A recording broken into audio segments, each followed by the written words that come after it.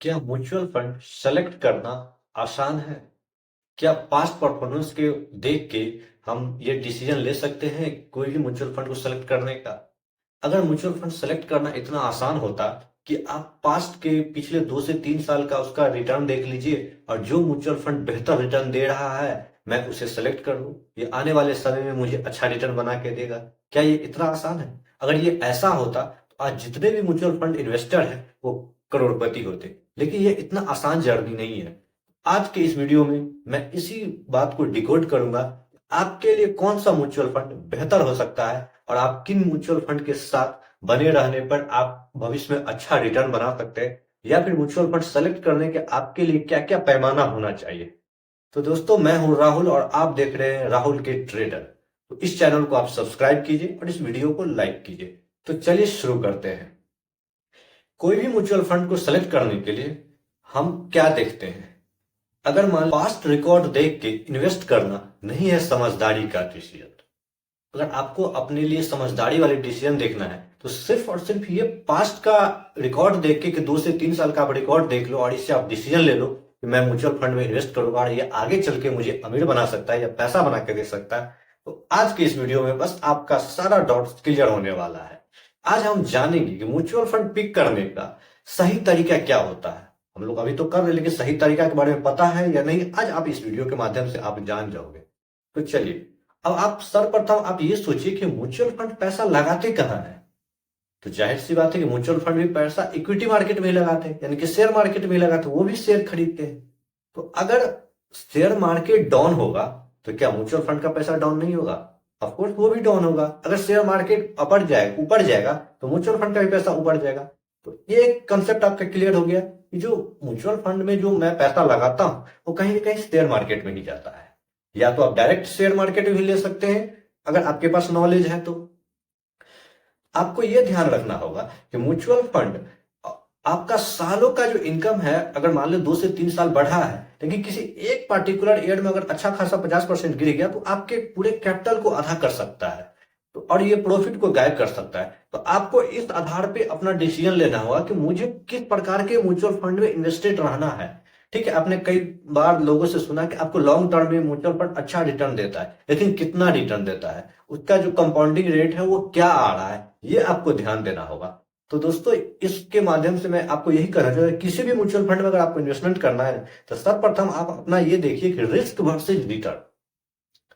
अब कोई भी बंदे मत मान लीजिए जो म्यूचुअल फंड का मैनेजर है, अब अगर ज्यादा रिस्क लेते हैं तो ज्यादा रिटर्न लाना कोई समझदारी वाली तो काम नहीं है। मान लीजिए कोई एक फंड हाउस है जो कि ज्यादा रिस्क लेता है और अपने पोर्टफोलियो में स्मॉल कैप भरे पड़े रहे हैं, तो और स्मॉल कैप रिस्क ही है, लेकिन अगर वो ज्यादा रिस्क ले के साथ अगर ज्यादा रिटर्न ला रहा है तो वहां तो कैपिटल की सेफ्टी नहीं है ना। आपका रिटर्न तो बन जा रहा है, लेकिन जिस वक्त उसका रिटर्न डाउन हो रहा है तो आपका परसेंटेज कितना जा रहा है। चलिए मैं इसे एक एग्जाम्पल के थ्रू आपको समझाने का प्रयास करता हूं। मान लीजिए आप किसी म्यूचुअल फंड में 100 रुपया आपने लगाया और उस पर्टिकुलर ईयर में मान लीजिए 50% का वो रिटर्न दिया। ऐसा होता नहीं है, लेकिन चलिए मैं मान लेता हूं कि 50% का वो रिटर्न दिया। तो अगले साल आपका कैपिटल कितना हो गया? 150, यानी कि 150 रुपया। उसके अगले साल भी अगर आप मान लीजिए कि आपको 50% का रिटर्न दिया, तो अब आपका जो 150 था उस पर जो 50 मिला, तो टोटल इन्वेस्ट आपका जो अमाउंट हो गया 225, यानी कि 225 रुपया। अब आप तो कहेंगे यार बहुत अच्छा है, क्योंकि अब मुझे 2 साल लगातार 50-50% का रिटर्न दे दिया। लेकिन तीसरा साल मार्केट में कोई उथल पुथल होता है और मार्केट करेक्ट होता है, यानी कि गिरता है। शेयर मार्केट गिरता है तो म्यूचुअल फंड भी ऑफकोर्स गिरेगा। तो अब यहां पे अगर वही सेम फंड 50% का गिरावट आ गया, तो अब आप देखो कि आपका क्या हो गया। आपका फंड सीधा 50% हो गया, आपका फंड हो गया आधा, यानी कि टोटल जो बना था 225 अब वो इस साल के 50% की गिरावट के कारण अब वो 112 रुपए पे आ गया। तो अब आप अगर 3 साल का अगर आप अपना रिटर्न चेक करो तो ये 3% के हिसाब से हुआ, जो कि बहुत बुरा है। यानी कि अगर आप इतने साल इसमें एफर्ट लगाएं और सेलेक्ट किए और अब आप पैसा उसमें बना के रखे और आपको साल का सिर्फ 3% रिटर्न बना के दिया, तो फिर ये कोई समझदारी वाला डिसीजन तो हुआ नहीं आपके लिए। तो बेस्ट बेहतर म्यूचुअल म्यूचुअल फंड हुआ नहीं हुआ। लेकिन अब हम बात करते हैं कि दूसरे, मतलब जो कि ठीक ठाक है, फ्लेक्सी कैप है या फिर मतलब कि जो स्टेबल है, यानी अगर रिटर्न भी वो कम देता है। अब अगर मैं एक ऐसे को मतलब मान लूं कि जो 2 साल तक वो भी रिटर्न देता है, ठीक ठाक देता है, यानी कि जहां स्मॉल कैप मेरे लिए 50% का रिटर्न दे रहा था, ये उसके अपेक्षा 20% का रिटर्न देता है। यानी कि तो 1 साल अगर वो 20% का रिटर्न दिया, तो अब वो हुआ 100 रुपए का 120 रुपए। दूसरे साल फिर वो 20% का रिटर्न दिया, तो अब वो जो पैसा हुआ 20% के हिसाब से ग्रोथ हुआ, अब मेरे पास कितना हो गया उसमें, 144 रुपया। तो अब आप देखो, यहाँ तो मुझे दो दो के हिसाब से बढ़ा, लेकिन तीसरे साल वो भी स्टॉक गिरा, मतलब स्टॉक गिरा, म्यूचुअल फंड भी गिरा। अगर ये 10% के हिसाब से गिरा, तो अब हमारा जो फंड है वो 130 हो गया। तो अब अगर आप कंपैरिजन करो कि 130 रुपए हुआ, तो आपका जो रेट ऑफ इंटरेस्ट मिला जो उस पे आपको XIR, तो कितना मिला, 10% के हिसाब से मिला, जो कि काफी अच्छा है। तो एक तरफ जहां आपने हाई रिस्क लेके साथ अगर आपने सोचा कि लेता हूं कि ये पास्ट के 2-3 साल का परफॉर्मेंस देखा और आपने लिया, वहीं आपका रिटर्न कम हो गया। लेकिन एक स्टेबल कंपनी लिया जहां आपका पैसा लगभग लगभग वो उतनी हाई रिटर्न भी नहीं दे रहा था, लेकिन एक बना हुआ था, लेकिन लॉन्ग टर्म में आपको क्या किया, स्मॉल कैप को बीट किया। तो ऐसा नहीं कि सारे स्मॉल कैप को बीट किया जा सकता है, कुछ कुछ स्मॉल कैप है जो अच्छे मतलब प्रदर्शन कर रहे हैं, जो बीट कर रहे हैं, एक अच्छा रिटर्न बना के दे रहा है। तो आपको सेलेक्ट करने का प्रोसेस पता होना चाहिए कि किसी भी म्यूचुअल फंड में क्या, जो कोई भी अगर मैं म्यूचुअल फंड सेलेक्ट करता हूं, तो मुझे ऐसा क्या देखना चाहिए जो जिसके आधार पर मैं एक लंबे रिकॉर्ड में मैं उसको बेहतर कर सकूं। तो दोस्तों कुछ टर्म है जिसको अगर आप फॉलो कर लो, तो आप भी अपने लिए एक बेस्ट म्यूचुअल फंड सेलेक्ट कर सकते हो। सर्वप्रथम आपको यह देखना होगा कि फंड का 10, 15, 20 साल का ट्रैक रिकॉर्ड क्या है। यानी कि आपको उसी फंड को देखना होगा जिसका एक लंबा ट्रैक रिकॉर्ड हो, जो अभी रिसेंटली NFO आया है जो 2 साल 3 साल है। आप उसको देख के डिसीजन मत ले लो कि ये कुछ सालों में तो अच्छा प्रदर्शित किया है, तो मैं क्यों ना इसमें ले लूं। दोस्तों किसी भी फंड हाउस को चेक करने के लिए ना, अच्छे समय को मत चेक करो, उसका बुरा समय में पता करो कि वो क्या रिटर्न दिया है। क्योंकि अगर उस समय वो पॉजिटिव है ना, अच्छे समय तो उससे भी ज्यादा पॉजिटिव होगा। तो पहला क्राइटेरिया आप ये रखो। दूसरा, आप अपनी टाइम होराइजन को सिलेक्ट करो कि मुझे किस टाइम तक अपना पैसा लगाना है।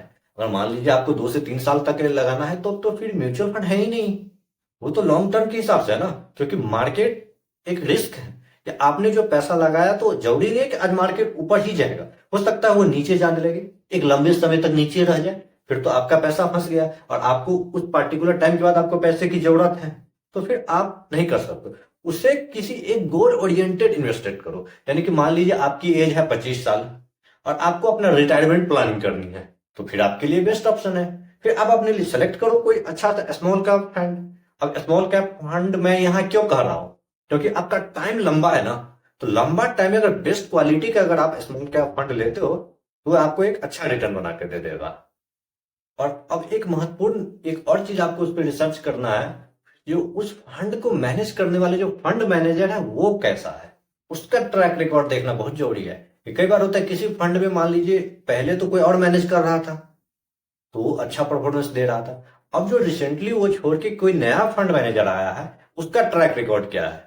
अगर वो ऐसा नहीं दे रहा है, तो पता चला उस समय तो वो अच्छा कर रहा था, और अब वो दूसरा फंड मैनेजर आया, अब ये मार्केट जो है वो इंडेक्स को आउट परफॉर्म कर ही नहीं पा रहा है, यानी बीट कर ही नहीं पा रहा है। तो अब आपका यहाँ फंड रिटर्न बना के नहीं देगा। तो फंड मैनेजर को भी ट्रैक करना काफी जरूरी है। कई सारे ऐसे वेबसाइट है जहां पे आप ट्रैक कर सकते हैं कि कौन से फंड मैनेजर बेस्ट है। अगर आपके मतलब फंड में अगर वो फंड मैनेजर है, तो आप उसके साथ बने रहिए, नहीं है तो फिर अपने पैसा निकालिए और स्विच कर लीजिए। दूसरा है रेगुलर वर्सेस डायरेक्ट। तो दोस्तों ये चीज आपको हमेशा ध्यान रखना होगा कि रेगुलर जो म्यूचुअल फंड है उसमें आप इन्वेस्टमेंट ना करें, डायरेक्ट वाले में करें। क्योंकि अगर रेगुलर वाले में अगर आप करते हो ना, तो यहाँ आपका एक्सपेंस रेशियो महंगा पड़ जाएगा। अगर आप एक्सपेंस रेशियो ही ज्यादा दे दोगे, तो इसका असर सीधा आपके रिटर्न पे पड़ेगा।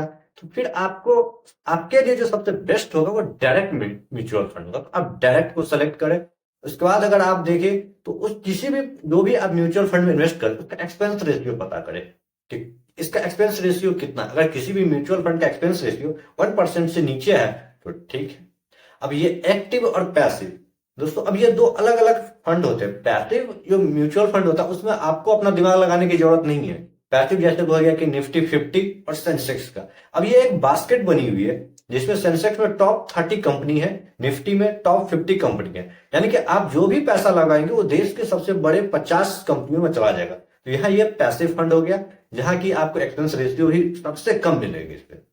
और एक्टिव फंड क्या हो गया कि अब आपने जो पैसा दिया, आपके बिहाफ पे एक फंड मैनेजर है, वो अपने डिसीजन अपने हिसाब से लेके आपका फंड कहीं मैनेज करेगा। उसके जहां जहां लगेगा कि ये कंपनी में अच्छा मौका दे रहा है तो इससे मैं पैसा निकालूं और इसमें लगाऊं, वो अगर बुरा परफॉर्मेंस दे रहा है तो मैं उससे पैसा निकालूं और उसमें भी लगा लूं। अब दोस्तों एक पॉइंट पर आप और नजर रखना, कई बार आपके दिमाग में ये भी क्वेश्चन आया होगा कि मान लीजिए कि कोई फंड जो है वो 2 साल में अच्छा रिटर्न दिया, और अब अगर फंड मैनेजर को लग रहा है कि मार्केट क्रैश कर रहा है, गिर रहा है, तो मैं अपना स्टॉक बेच दूं।